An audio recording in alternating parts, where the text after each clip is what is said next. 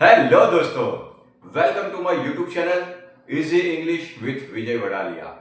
दोस्तों, आज मैं आपके लिए एक चैप्टर लेके आया हूं, fill in the blanks.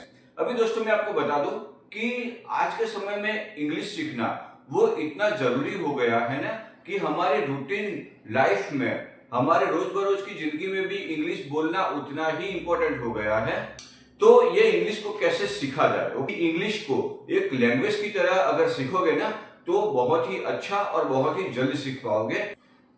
English को हमें कोई सब्जेक्ट की तरह नहीं सीखना है, ओके, उसको एक लैंग्वेज की तरह सीखना है। हाँ, कुछ रूल्स होते हैं, लेकिन वो रूल्स से भी हटकर अगर इंग्लिश को इंग्लिश की तरह सीखे ना तो बहुत मजा आ जाएगा दोस्तों। सीखने में भी बहुत मजा आएगा और उतना ही जल्दी आप सीख भी पाओगे। दोस्तों, मैं आज आपको सिखाने वाला हूं fill in the blanks. Okay, इसमें क्या है? इसमें मैंने प्रीपोजिशन सिखाए हैं। ओके, देखो, इसकी अच्छी बात यह है ना कि ये जो शब्द है ना प्रीपोजिशन, उसमें एक शब्द छुपा हुआ है, पोजीशन। ओके, मतलब कि किसी को कहां जाना है, कौन सी चीज कहां पे रखी हुई है, उसकी जो पोजीशन है, ओके, वो हमें बताता है। ओके, उसका काम क्या होता है कि किसी चीज की, कोई व्यक्ति की पोजीशन को बताना होता है कि वो कहां पे है, वो मूवमेंट में है, मूवमेंट में नहीं है। ओके, तो ये सब सीखेंगे हम इसके रूल्स के जरिए। तो दोस्तों, शुरू करते हैं आज का हमारा सेशन। देखो, he is angry dash me. Okay, तो अभी इसमें चार ऑप्शन आएंगे, to, with, on and upon. तो इसमें हम क्या रखेंगे? जो फिल इन द ब्लैंक्स है ना, इसमें आएगा with. Okay, he is angry with मी, इसमें ऑन नहीं आएगा, इसमें टू नहीं आएगा। बहुत से लोग सोचते होंगे he is angry to me, नहीं, he is angry on me, क्योंकि ऑन इसीलिए कि ऑन का मतलब पर होता है, ऊपर होता है, पर ऐसा नहीं आएगा। ही इज एंग्री विथ मी, वो क्यों आएगा उसका मैंने रूल्स बताया है दोस्तों। जब किसी व्यक्ति पर गुस्सा करना हो ना, ओके, किसी व्यक्ति पर, हमें किसी पर्सन पर गुस्सा निकालना हो तो हम विथ का इस्तेमाल करेंगे। Okay, he is angry with me, you are angry with me, I am angry with you. Okay, तो ये एंग्री के साथ हमेशा विथ लगाएंगे, कब? किसी व्यक्ति पर गुस्सा करने हेतु। ओके, तो ये हमारा रूल है कि किसी व्यक्ति पर गुस्सा करने हेतु अगर कोई फिल इन द ब्लैंक्स आता है तो हम वहां पे विथ का इस्तेमाल करेंगे दोस्तों। अभी दोस्तों मैंने दूसरा एक सेंटेंस लिया है, ही is angry dash the issue. Okay, देखो, आगे वाले सेंटेंस में क्या था कि सेम सेंटेंस था, लेकिन वो किसी व्यक्ति पर गुस्सा कर रहा था। ओके, ये सेंटेंस में क्या है? ही is angry dash the issue. ये जो द इश्यू है ना, वो कोई निर्जीव चीज है। ओके, वो व्यक्ति नहीं है, वो कोई चीज है। यहाँ पे हम लगाएंगे about. Okay, he is angry about the issue. Okay, तो यहां पर अबाउट का इस्तेमाल क्यों होता है दोस्तों? क्योंकि इसका एक रूल है, किसी वस्तु पर गुस्सा करना हो, ओके, ऐसे कोई फिल इन द ब्लैंक्स आए कि किसी वस्तु पर गुस्सा करना हो तो हम अबाउट का इस्तेमाल करेंगे दोस्तों। ओके, ऐसे फिल इन द ब्लैंक्स में हम अबाउट का इस्तेमाल करेंगे। ही is angry about the issue, he is angry about the project. Okay, तो कोई भी ऐसी चीज हो जो कि व्यक्ति नहीं है, कोई वस्तु है, तो हम अबाउट का यूज करेंगे।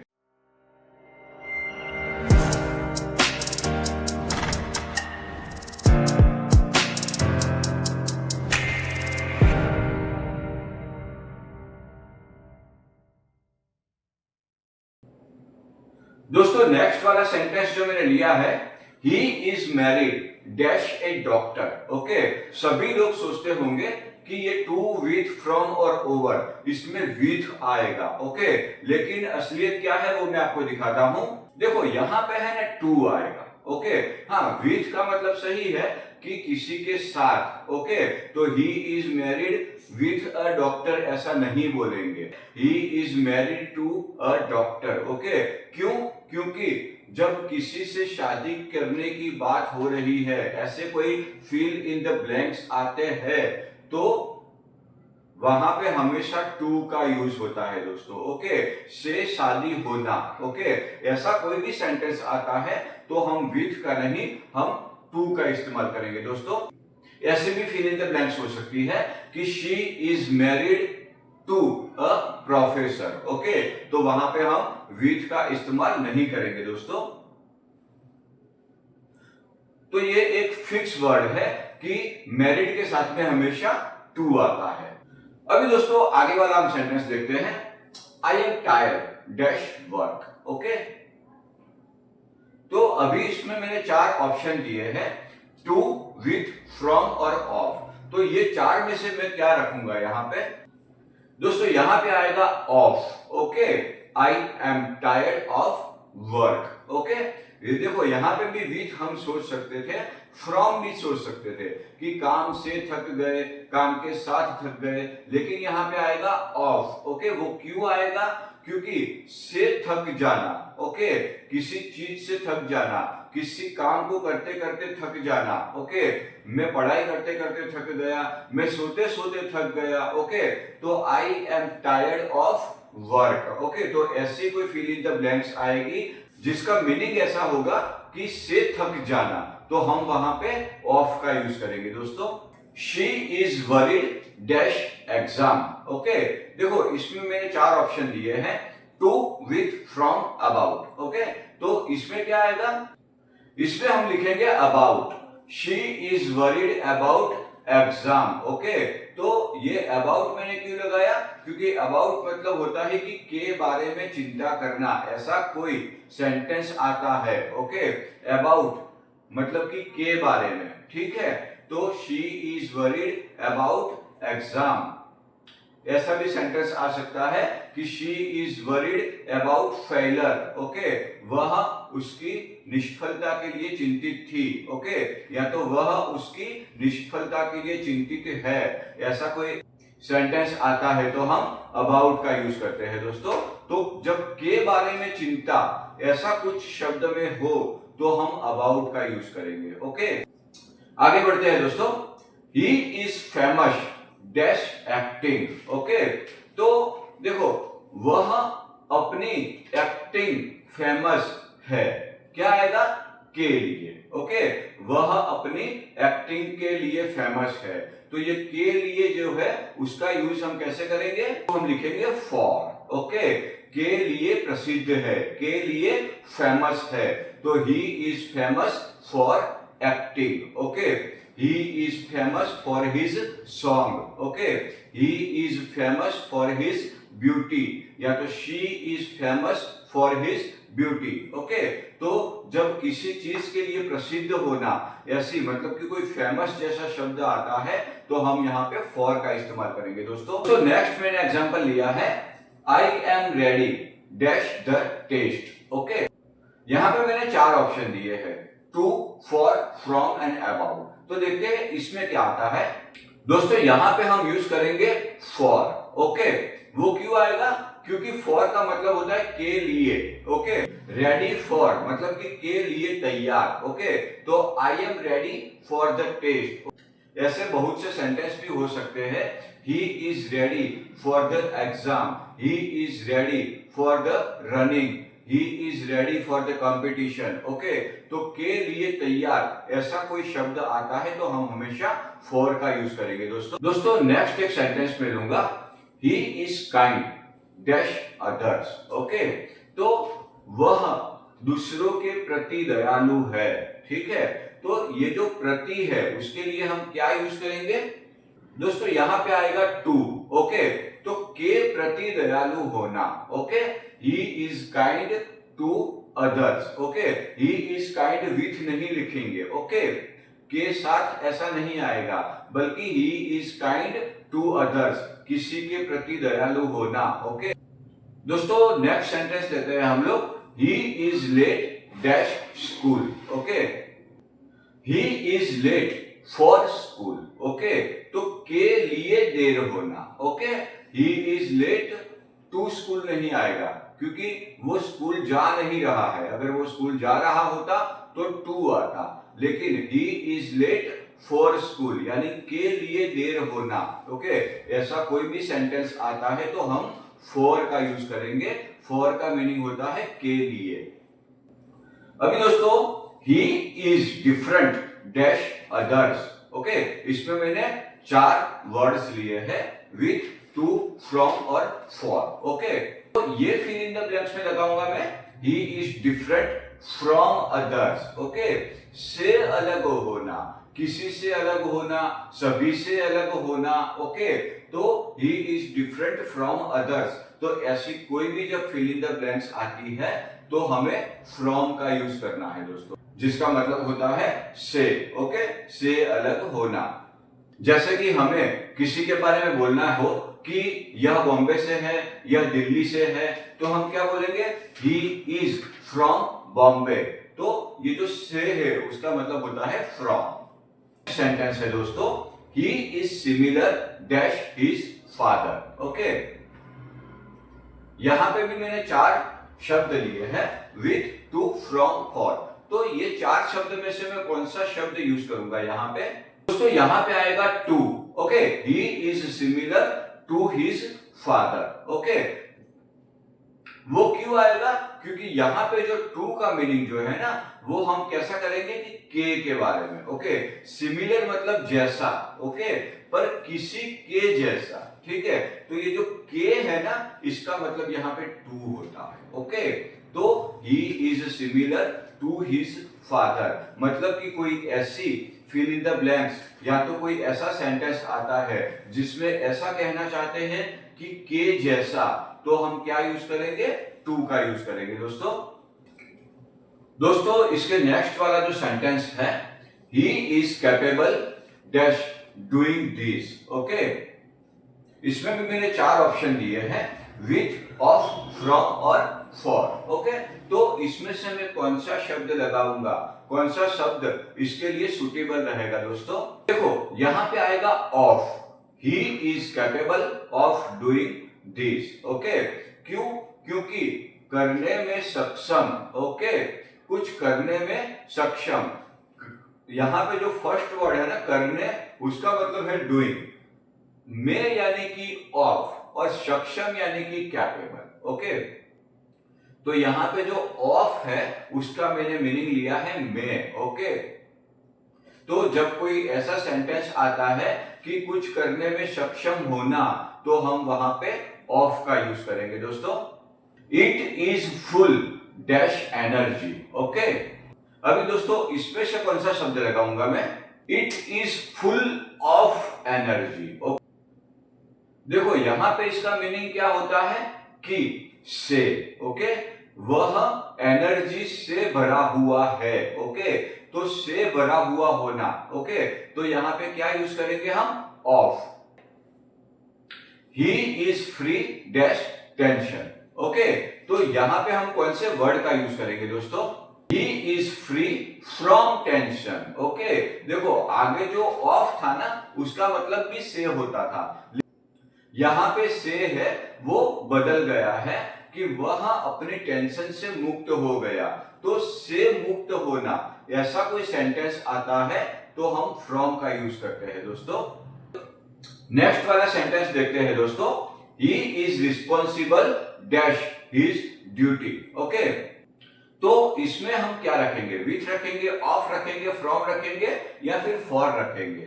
तो आपको बता दूं मैं कि यहां पे हम फॉर का यूज करेंगे। क्यों, क्योंकि ही इज रिस्पॉन्सिबल के लिए जिम्मेदार होना। Okay, he is responsible his duty, he is responsible for his office, he is responsible for his office. Okay, कुछ भी हो सकता है। तो जब के लिए जिम्मेदार, किसी चीज के लिए जिम्मेदार ऐसा कोई सेंटेंस आता है तो वहां पे हम हमेशा फॉर का यूज करेंगे दोस्तों। नेक्स्ट मैंने एग्जांपल लिया है दोस्तों, he is pleased dash his result. Okay, pleased मतलब क्या है, आनंदित होना या तो खुश होना। ओके, तो वह खुश है डैश हिज रिजल्ट। यहां पे क्या रखेंगे हम, देखो यहां पे है ना हम ऑफ भी सोच सकते थे, फॉर भी सोच सकते थे, लेकिन यहां पे विथ का इस्तेमाल करेंगे। ओके, क्योंकि प्लीज्ड जहां पे आता है ना वहां पे हमेशा हम विथ का यूज करते हैं। ओके, प्लीज्ड विथ, तो से खुश होना, ऐसी कोई फिल इन द ब्लैंक्स आती है या तो ऐसा कोई सेंटेंस आता है तो हम वहां पे विथ का यूज करेंगे दोस्तों। अभी दोस्तों आगे मैं आपको बताना चाहता हूं कि एक सेंटेंस है I am weak dash English. Okay, दूसरा मैंने एक सेंटेंस लिया है I am strong dash English. Okay, तो यहां पे हम क्या इस्तेमाल करेंगे, देखो आई एम वीक मतलब कि मैं कमजोर हूं, आई एम स्ट्रॉन्ग मतलब कि मैं मजबूत हूं। ओके, लास्ट में दोनों में इंग्लिश लिखा है, तो मैं इंग्लिश में कमजोर हूं, मैं इंग्लिश में स्ट्रांग हूं या तो मजबूत हूं। ठीक है, तो यहां पे क्या यूज करेंगे हम, विथ आएगा, I am weak with English, of आएगा, इन आएगा या फॉर आएगा। तो इसका कंफ्यूजन दूर करते हैं दोस्तों। तो दोस्तों यहां पे आएगा इन। ओके, क्योंकि विषय में ताकत या तो विषय में कमजोरी। ओके, किसी सब्जेक्ट में स्ट्रांगनेस या तो किसी सब्जेक्ट में वीकनेस दिखानी है, ऐसे कोई सेंटेंस आते हैं, ऐसी कोई फिल इन द ब्लैंक्स आती है, तो वीकनेस स्ट्रांगनेस है, तो विषय के बारे में जब भी कोई बात करनी है तो हम इन का यूज करेंगे, मतलब कि वह इंग्लिश में वीक है, वह इंग्लिश में स्ट्रांग है, ऐसी कोई बात करनी है तो हम हमेशा इन का यूज करेंगे दोस्तों। अभी दोस्तों नेक्स्ट मैं आपके लिए एक एग्जांपल लेके आया हूं, I am happy dash you. तो यहां पे मैंने 4 ऑप्शन दिए हैं, विथ, ऑफ, फ्रॉम और फॉर। मैं आपको बताना चाहूंगा कि यहाँ पे हम विथ का यूज करेंगे। क्यों? क्योंकि यहाँ पे क्या होता है, से खुश। वैसे विथ का मतलब क्या होता है, के साथ होना। ओके, लेकिन ये जो है, ये आई एम हैप्पी, ओके, मैं खुश हूं, किसके साथ, आपके साथ। ओके, तो किसी के साथ खुश होना या तो किसी के साथ रहना, ऐसा कोई फिल इन द ब्लैंक्स आता है या ऐसा कोई सेंटेंस आता है दोस्तों, तो हम उसमें विथ का यूज करेंगे। ओके, नेक्स्ट में एग्जांपल ले रहा हूं, he is looking dash A job. तो यहां पे मैंने है ना फॉर का इस्तेमाल किया है। Okay, he is looking for a job. वो क्यों? क्योंकि फॉर का मतलब होता है के लिए। ओके, के लिए तलाश करना या तो ढूंढना। ठीक है, तो he is looking for a job, वह नौकरी के लिए तलाश कर रहा है। तो जब भी ऐसे कोई सेंटेंस आए कि के लिए तलाश करना या तो के लिए ढूंढना, तो हम हमेशा फॉर का इस्तेमाल करेंगे दोस्तों नेक्स्ट मैंने एग्जांपल लिया है, I am talking dash him. Okay, देखो यहां पे जो 4 ऑप्शन है ना, विथ, ऑफ, टू और फॉर। ओके, तो क्या आएगा, टू आएगा। क्यों? क्योंकि ये सेंटेंस में ऐसा दिखाया गया है कि किसी से बात करने की क्रिया हो रही है। ओके, मेरी किसी से बात करने की क्रिया हो रही है, I am talking to him. Okay, मतलब कि मैं उससे बात कर रहा हूं। तो से बात करना, किसी से बात करना, ऐसा कोई सेंटेंस आता है तो हम हमेशा इसमें टू का यूज करेंगे दोस्तों। नेक्स्ट वाला सेंटेंस देखते हैं दोस्तों, he is laughing dash me. Okay, सोचो क्या आएगा इसमें दोस्तों, इसमें हम यूज करेंगे एट का। ओके, क्यों आएगा? क्योंकि किसी के सामने देखकर वो हंस रहा है। Okay, he is laughing at me. तो किसी के सामने देखकर हमें कुछ एक्सप्रेशन देना हो, ऐसे जब कोई सेंटेंस आते हैं तो हम एट का इस्तेमाल करेंगे दोस्तों।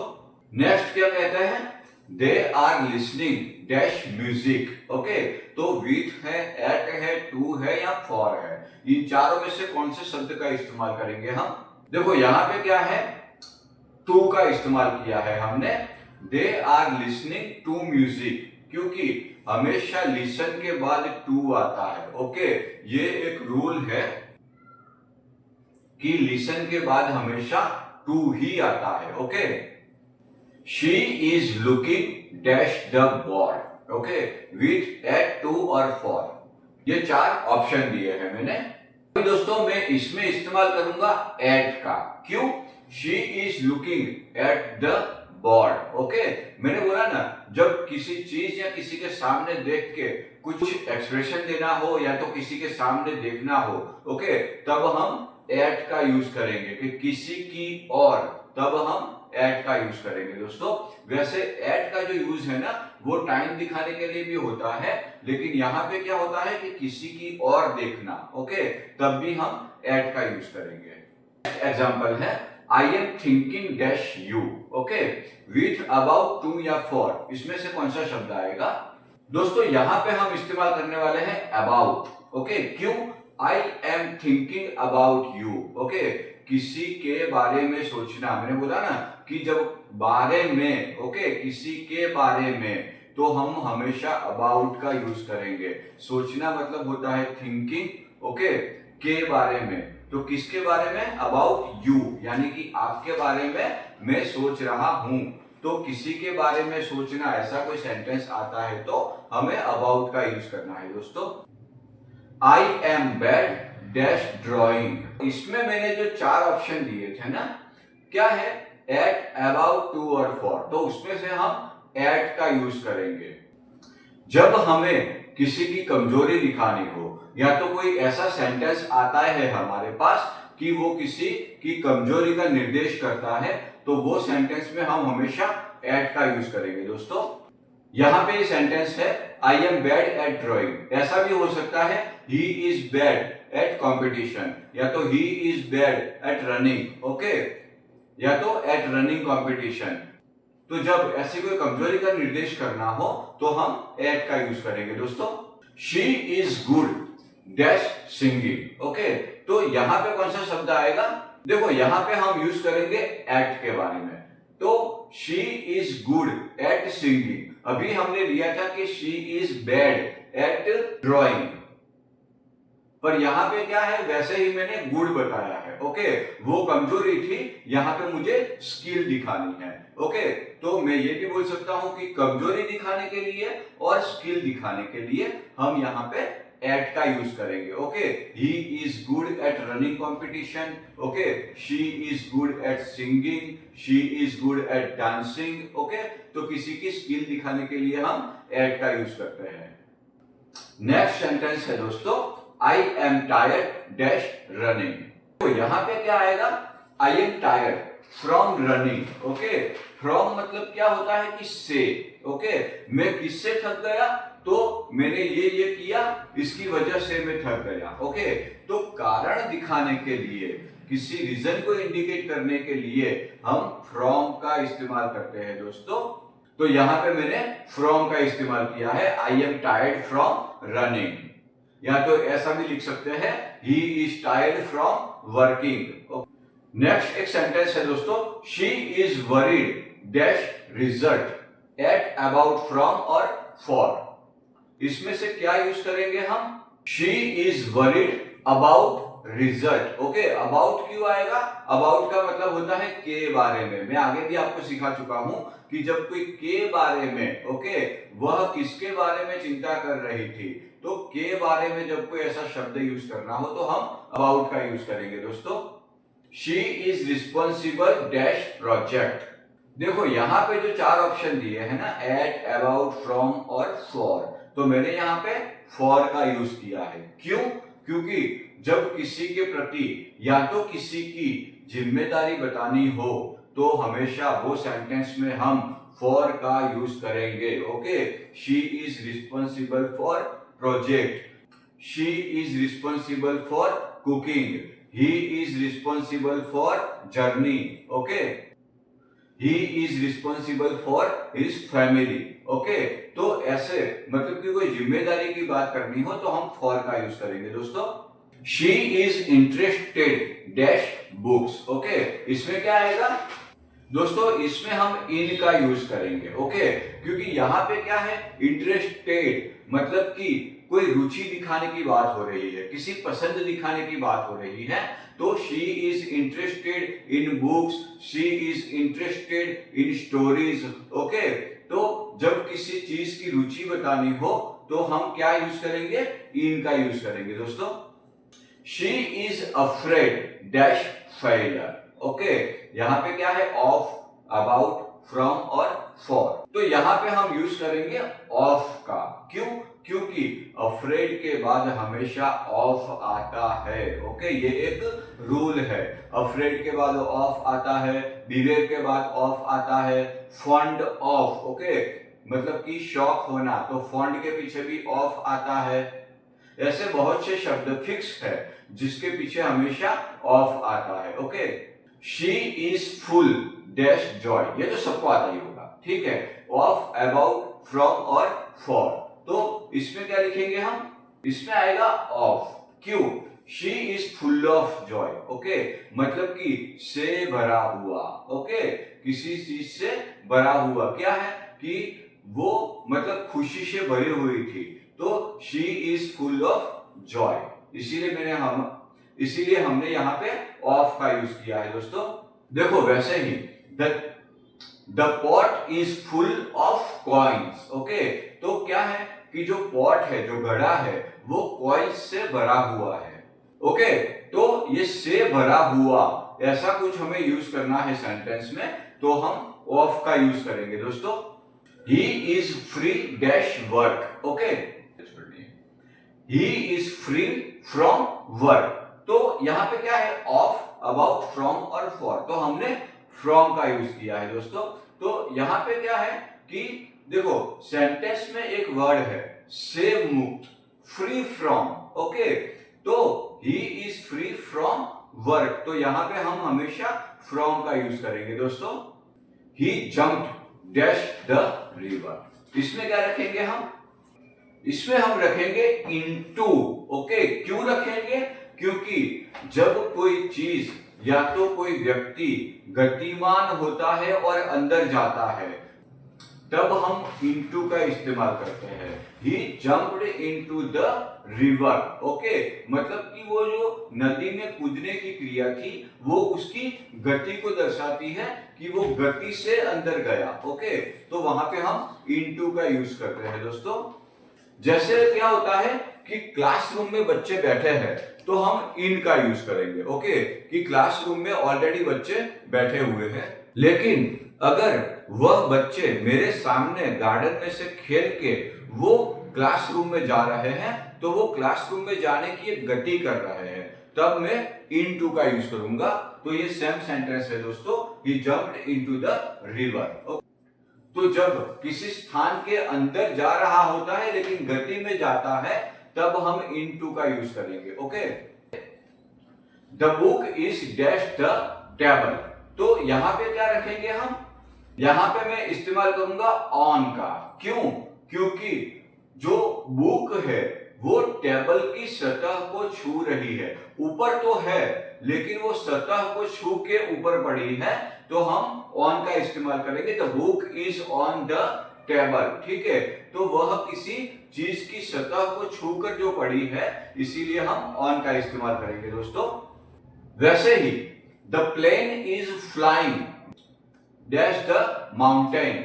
ओके, तो यहां पे हम क्या यूज करेंगे, देखो आगे वाले सेंटेंस में क्या था कि जो बुक है ना वो उसकी सतह पे पड़ी थी, टेबल की सतह पे पड़ी थी, तो हमने ऑन का यूज किया था। अभी क्या है, जो प्लेन है और जो माउंटेन है उसके बीच में गैप है। ओके, और दूसरी चीज क्या है कि वह प्लेन जो है वो गति में है। तो सबसे पहले क्या है कि ऊपर तो है लेकिन दोनों के बीच में थोड़ा स्पेस है, और प्लेन जो गति में है, ऐसे सेंटेंस को, ऐसी सिचुएशन को दिखाने के लिए हम ओवर का यूज करते हैं दोस्तों, कि ऊपर है प्लस गति में भी है। ओके, वह उसकी सतह को छूकर नहीं है, तब हम ओवर का यूज करते हैं।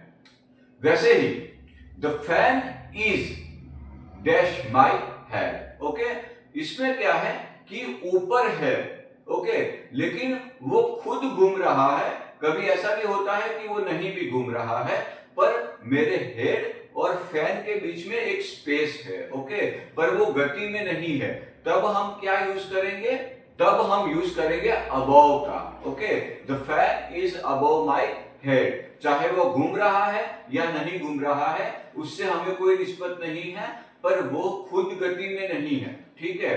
तो ऊपर है, बीच में स्पेस है, पर गति में नहीं है, ऐसा इंडिकेट करने के लिए ऐसी जब कोई सिचुएशन आती है, कोई सेंटेंस आता है, तो हम अबव का यूज करेंगे।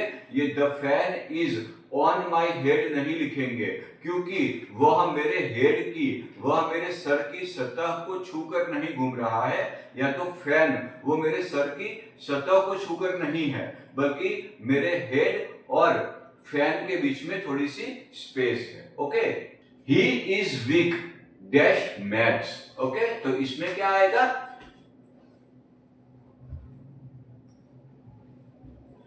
देखो मैंने आगे भी बताया आपको कि जब विषय के बारे में बात करनी है ना, तो हम इन का यूज करेंगे। Okay, he is weak in maths, he is strong in English. Okay, तो जब किसी सब्जेक्ट के बारे में स्ट्रांगनेस या तो वीकनेस की बात करनी है, तो हम हमेशा इन का यूज करेंगे दोस्तों। She came dash Delhi.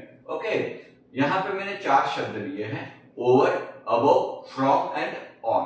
तो यहां पे मैं कौन सा शब्द रखूंगा, देखो इसका मीनिंग मैं बता दूं आपको, आपको सब क्लियर हो जाएगा, आपने सोच भी लिया होगा। शी कैम, वह आई है, दिल्ली मतलब कि दिल्ली से आई है, तो वह दिल्ली से आई हुई है, तो ओवर आएगा, अबव आएगा, फ्रॉम आएगा या ऑन आएगा। यहां पे हम इस्तेमाल करेंगे फ्रॉम का। ओके, क्यों, क्योंकि अगर किसी स्थान या स्रोत के बारे में हमें बात करनी है कि वो यहां से आई है, तो हम फ्रॉम का यूज करेंगे दोस्तों।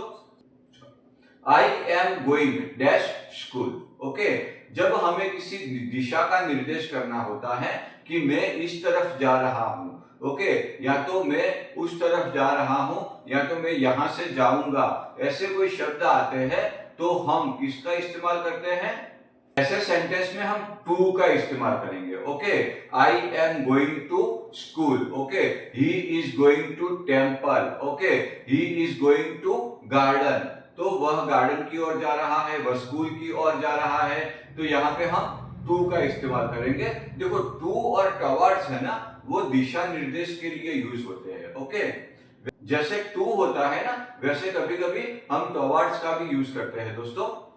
She is walking dash the garden. Okay, यहां पे क्या लूंगा मैं, she is walking towards the garden. Okay, देखो इसका मतलब क्या होता है कि दिशा निर्देश करना। ओके, वह गार्डन की ओर जा रही है, ऐसा जब मुझे बोलना है तो हम टूवर्ड्स का यूज करते हैं। Okay, the cat is dash the table. Okay, तो क्या है, द कैट और द टेबल, तो दो तरह से यूज कर सकते हैं, या तो अंडर भी ले सकते हैं या तो ऑन भी ले सकते हैं। अगर the cat is on the table लिखते हैं तो भी सही होगा, the cat is under the table लिखते हैं तो भी सही होगा, क्योंकि टेबल के नीचे भी बैठने की जगह होती है, और जो कैट है वो एक छोटा सा पशु है, तो वो क्या है कि टेबल के ऊपर भी बैठ सकता है। ठीक है, तो यहां पे मैंने क्या लिया है, ये सिर्फ मैं आपको समझाने के लिए लिया है कि the cat is under the table. Okay, मतलब कि नीचे या तो ढका हुआ, ऐसा कोई सेंटेंस आता है तो हम अंडर का यूज करेंगे। ओके, देखो नेक्स्ट सेंटेंस क्या है, the temperature was dash 10 Celsius. Okay, अब यहां पे क्या रखूंगा मैं, यहां पे मैं रखूंगा बिलो। ओके, अभी जो अंडर था ना उसका मतलब था नीचे, तो यहां पे भी मतलब है कि नीचे। The temperature was below 10 Celsius, कि जो टेम्परेचर है वो 10 सेल्सियस से नीचे है, पर यहाँ पे क्या है, लेवल या अमाउंट कम होना, ऐसा जब कोई निर्देश करना हो तब हम बिलो का यूज करेंगे दोस्तों। नेक्स्ट मैंने एग्जांपल लिया है, his marks are below average. Okay, देखो यहां पे किसी लेवल की बात हुई है कि जो मार्क्स के जो लेवल होते हैं वो लेवल से भी नीचे। ओके, मतलब कि जो एवरेज लेवल होता है उससे भी नीचे उसके मार्क है, ऐसी कोई सिचुएशन या तो ऐसा कोई सेंटेंस हमें बनाना है तो हम बिलो का यूज करेंगे, his marks are below average. तो दोस्तों ऐसे बहुत से वीडियो मैं आपके सामने लेके आने वाला हूं, हमारे कंपटीशन एग्जाम के लिए भी बहुत जरूरी होने वाले हैं ये वीडियो, तो हमारे चैनल से जुड़े रहिए, हमारे वीडियो को लाइक कीजिए, सब्सक्राइब कीजिए, हो सके इतना शेयर कीजिए। बहुत ही जल्दी मिलते हैं नेक्स्ट वीडियो में।